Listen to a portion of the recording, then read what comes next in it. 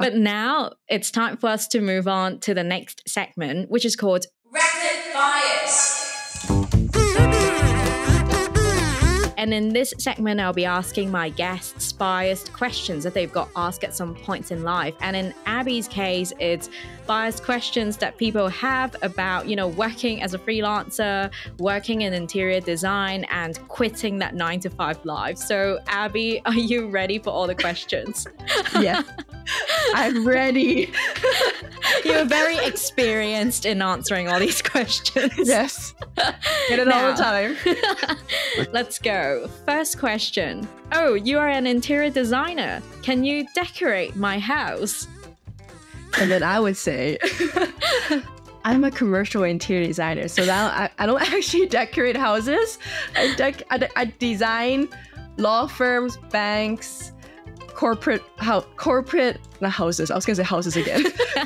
corporate buildings, lobbies, and all that, lifts. And I always want to tell them, like, if you want to decorate your house, you can find it on Pinterest. You don't need a person with a degree to decorate your house. Anyone can do decoration. But because in design, we do like fire safety, AC, plumbing, and all that. So that's way more than just the aesthetics, even though that's also part of it. And picking furniture, it's all fun. But the hard part is like the walls, how the AC runs, how the water plumbing works. There's way more than that. Or like maybe your response could be like, do you have an office for me to design? Yeah. Yeah. More like that. Yeah. And the next question is, I hate my job, but I can't change now. I get that a lot from my colleagues before, actually. I in a way, it's a bit of my pet peeve because I'm just like, while I'm trying to get out of this job, like, you're telling me you're just stuck here.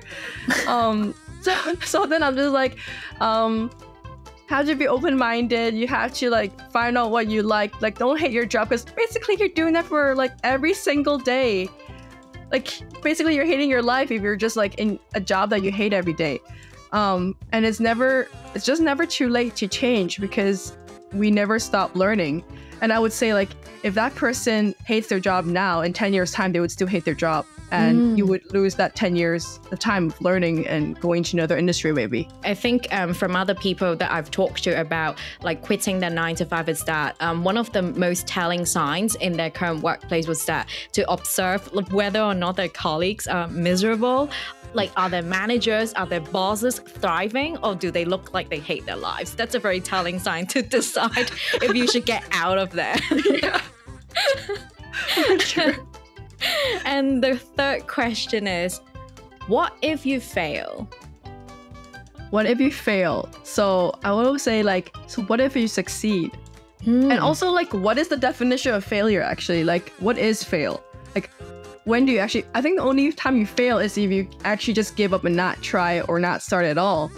Because if you fail, that means you just made a small mistake and you learn from it. So that's actually a gain, right? Yeah. Yeah, it's not really a failure. So I don't think anyone actually failed. You just have to just keep going and tackle it, problem solve, get over it. And then one day that person will succeed. There's no failure. True. And even if you fail, so what? Yeah, exactly. So what? And you just lose the chance of succeeding because you miss the opportunity if you don't just fail and learn until you succeed. And the next question is, luxury life of no 9-to-5, time and location freedom forever. Yes. So as I said before in the previous one, definitely is not for the faint of heart. Like, there's a lot of mental challenges not being in the 9-to-5 because you don't have a stable income. You have to constantly innovate, change up. There might be competitions, making things work, and maybe not even having people supporting you. Maybe not even your family sometimes. So it's a lot of mental like support that you like give yourself, or tell yourself everything's gonna be okay. So it's not really for the faint of heart, but it is fun. You take risk. You do have flexibility, but it's not a luxury life all the time. It's not always glamored like people glamorize it. I love it. Yeah. And I love how you're actually giving us this real talk as well. And the last question. So you just take and post pictures for work? I get that all the time, especially people who don't know the industry. They're like, you just post pictures of your selfies. I was like, huh? My response is just, usually I'm just like, no, it's more than that. But yeah, so basically, thankfully, because of coaching, I like became more comfortable in talking in front of the camera every day, like speaking to the camera. But it's a lot more than just taking photos. Like, again, being a freelancer, you're taking up all the hats. There's like editing photo, there is what you're posting, you're engaging, you're keeping tracks of insights, and then you're posting it, and then you're repeating the whole thing over again the next day. And you just not just the IG part, you might need to do in multiple platforms, YouTube, maybe TikTok, maybe like the little red book.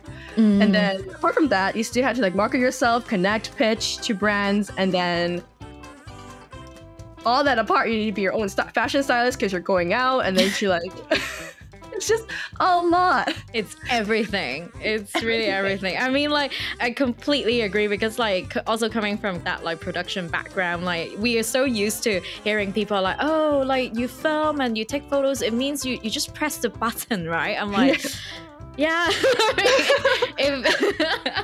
Or like for people who are doing the lighting, so, oh, you're just fixing the light. What's so hard about it? Right. All that work behind it and the knowledge of like where to place the light is actually very important too.